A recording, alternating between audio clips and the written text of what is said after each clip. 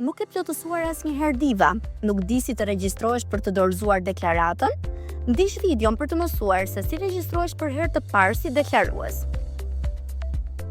Hyr në website-in e administratës tatimore, seksioni individ, klikoj shërbime dhe më pas regjistrohu këtu.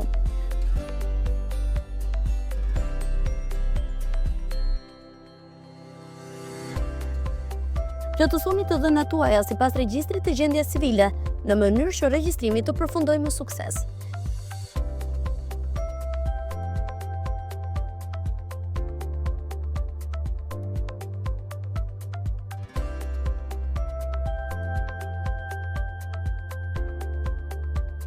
Vendosni numrin personal dhe fjalëkarimin tuaj ose hyni në sistem nëpërmjet llogarisë suaj në e-Albania.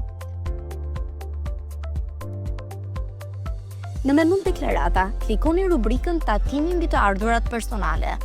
Klikoni butonin Krijo deklarat dhe përzgjidhni periudhën, në këtë rast janar-dhjetor 2024 apo 24A.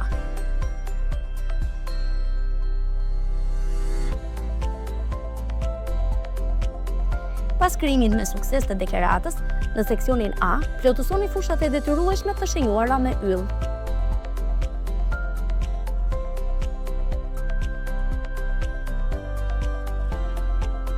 Në seksionin B të deklaratës, do t'ju shfaqen të paraplotësuara të dhënat për të ardhurat vjetore bruto nga pagat, tatimi i llogaritur dhe tatimi i paguar.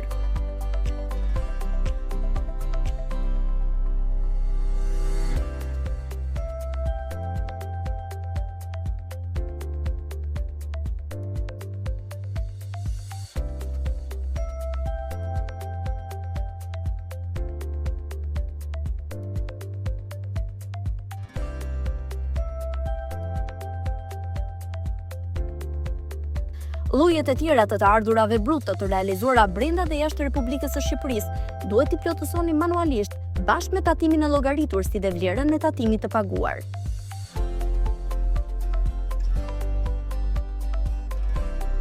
Në varësi të diferencës midis totalit të tatimit të llogaritur dhe tatimit të paguar, mund të lindë detyrimi për të paguar ose jo.